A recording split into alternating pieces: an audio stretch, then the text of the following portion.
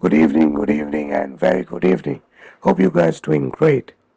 Well, today's video is about sharing with you 5 reasons why 24 megapixel is the best for you and why we should go for 24 megapixel. Well, we are having so many megapixels starting from 12 megapixel and 16, then we have 20 and 24, 26, and then we have 31 something, then we have 36, then we have 45, 47, 50, 61, and 102 megapixel in total.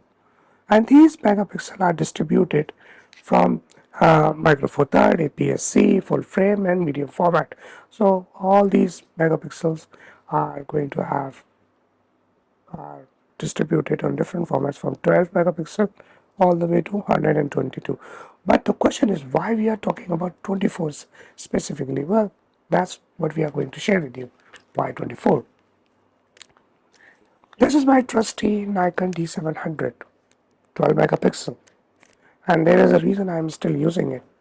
But there are several reasons, but the first thing is its low light capability, its low light performance.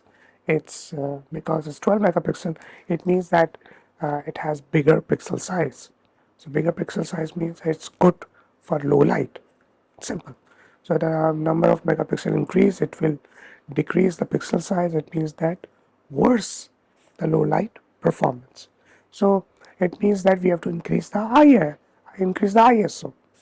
So the number one point, before I start number one point, I give you this analogy and this uh, reference that um, if the number of megapixel is less, the high ISO capability, it means that the low light capability is high, which I just explained you, because 12 megapixels is having 8.4 micron meter, which is this big number of pixels. And if we are talking about 61 megapixel Sony A7R4, which is 61 megapixel, its micron meter is under 4 micron. It's like 3.9, 3.8.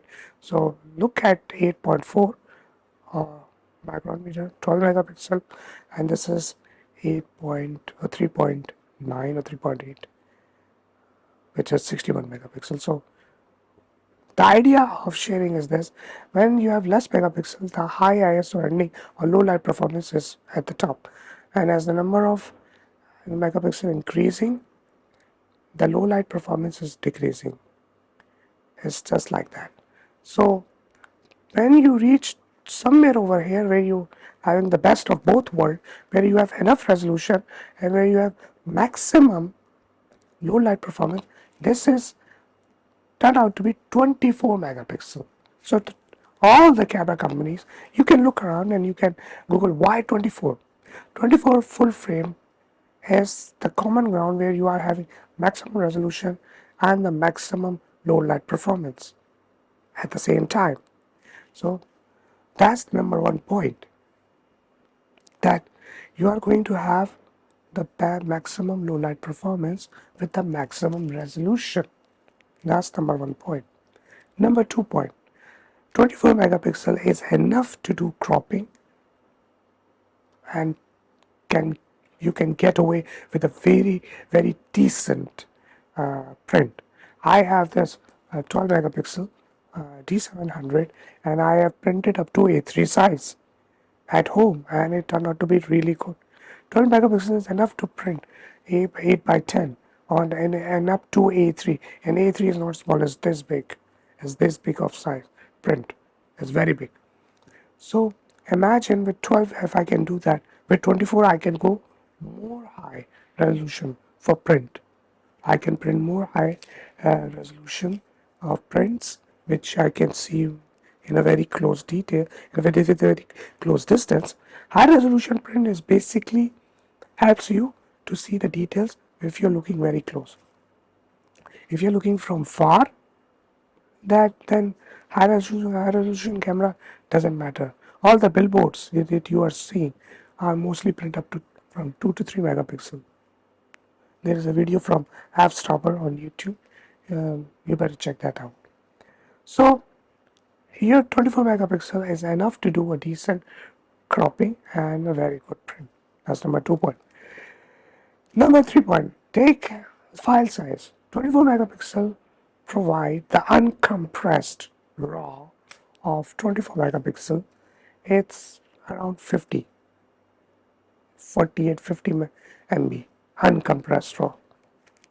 If you are going to use compressed raw, lossless compressed raw, it's somewhere around 28 to 30 MB of file size.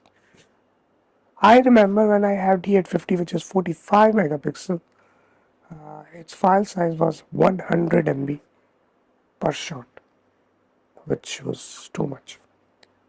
And so it means that if I have a 32 GB card, I can shoot up to 320 images of D850.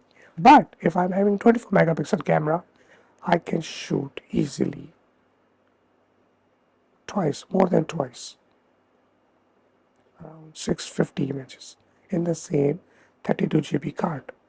And if I'm shooting compressed, lossless raw, I'm going to have more file size in the same, more shots in the same 32 GB card. So it takes less size. You know how much file size 12 megapixel takes of D700? 18 MB. That's it.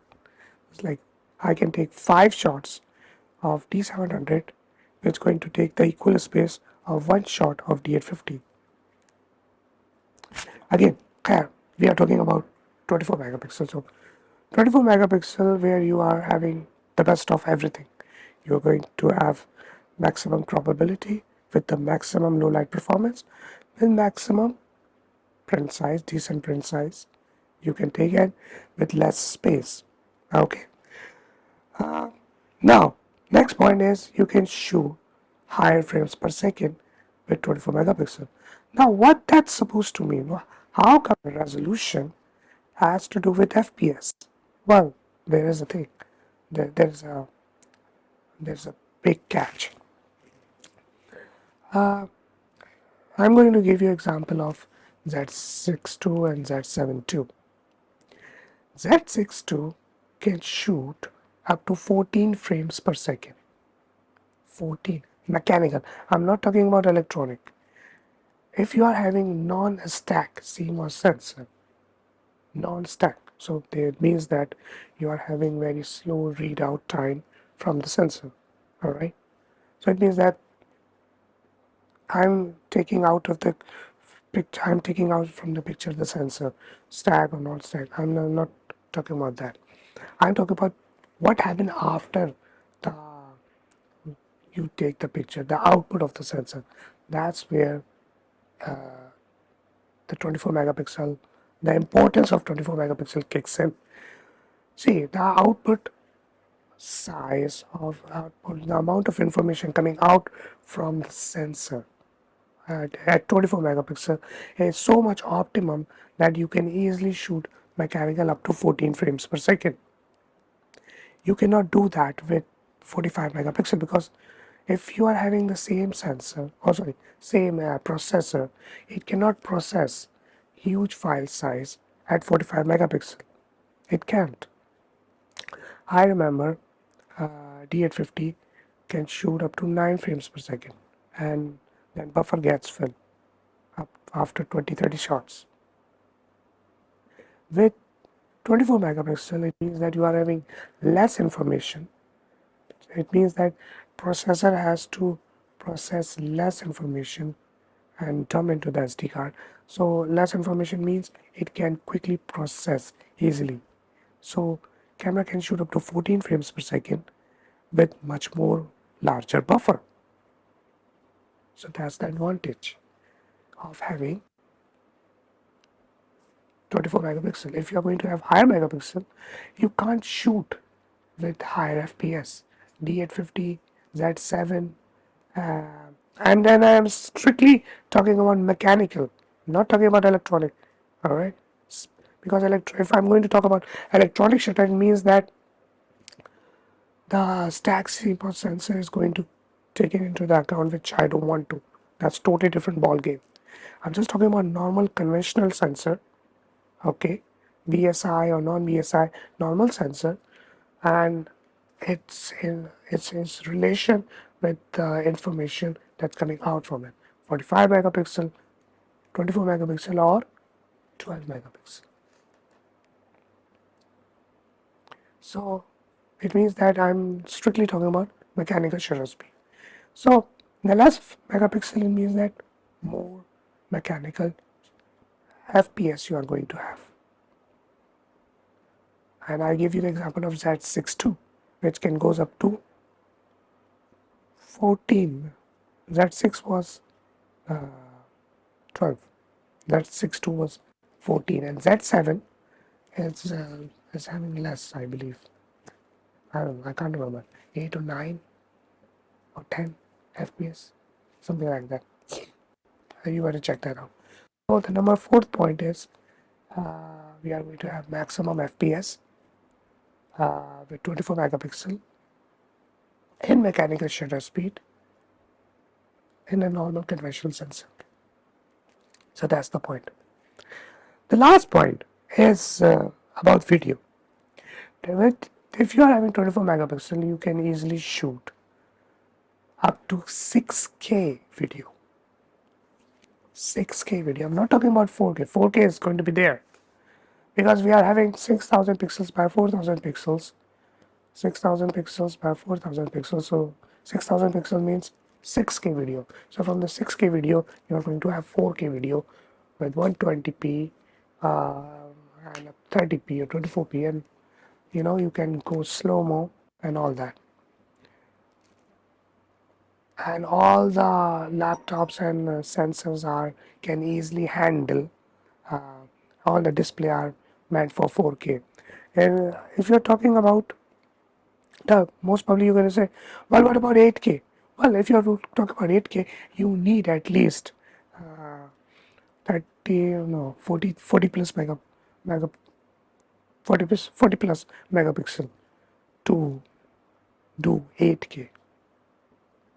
And we are not talking about 8K because 40 plus megapixel means, again, if you are going to increase the megapixel, the low light performance is going to be decreased. So it means that 8K video, the low light 8K video is going to be worse than your 6K video with 24 megapixel. So 6K video is going to have less noise in it in compared to 8K under the same given light because of the resolution and thing which I mentioned. Because for 8K video, you need 40 plus megapixel of camera. It means that 40 megapixel increase, low light decrease, low light performance decrease. So if you're shooting with this scenario 8K, you are going to have noise in your 8K video. But if you are switched to 6K, which is 24 megapixel, you are going to have maximum low light performance with maximum resolution. So 4K up to 6K video is the best you are going to have for low light. So these are the 5 points. Let me try to sum up quickly. Number 1 point is this scenario which I explained, that the number of resolution increase, the low light performance decrease. So 24 megapixel is the optimum point where you're going to have the resolution and the low light performance at the same time. Number 2 point is the croppability and get the decent print. 24 megapixel is enough to give you decent crop and the best print. Number 3 point is file size. It's going to take less file size, and it means that you can shoot more. It means that you don't have to buy external drives often for storing your data. And then next point was number 4 point was maximum FPS. 24 megapixel can give you maximum FPS mechanical under any given scenario. With high resolution camera, you can't get high frames per second. Z7 II and Z6 II is the best example. You can check their high FPS. Then last point is 6K 4K video. So 4K videos, they are by default, but you can shoot up to 6K video with 24 megapixel, and you are going to have very low noise in that because the thing I explained you. I hope you like this video, and I'm sure you're going to get the best out from your 24 megapixel cameras. Just look around how many 24 megapixel cameras Nikon introduced over the years. D600, D610, D750, D780, Z6, Z6 II, and I'm not talking about APS-C, I'm talking about crop sensor, full frame. APS-C 24 megapixel, which is D7100, D7200. Well, these are crop sensor, but full frame equivalent is 51 megapixel. So crop sensor multiplied by 2.25 gives you the full frame equivalent number of pixels. So, and we have from Sony, we have your A7 series up to A7, A7 A7, A7 A7 A7 A7 A7 is 33, 32 megapixel. So from A7 to A7 is 24 megapixel. Why? You have to think about that because that's the best resolution. On other hand, Canon had 60, which was 20 megapixel, near to 24, but Canon have their own way to deal with because their SNR was not good, so they lower down the pixel to compensate that lag. Now their SNR firmware is turned out to be really great, and that's why the Canon R3 is having 24 megapixel because they compensated that part. They increased the resolution from 20 to 24 because their SNR firmware is turned out to be best. By the way, Canon R3 is the best low light full frame camera right now as per DxOMark. I don't know. I haven't tested, which I'm going to. I used it once, but not that in my technical details. So this is 24 megapixels all about. I hope you like this video, and we are going to see you guys so very soon in some other video. Till then, take care.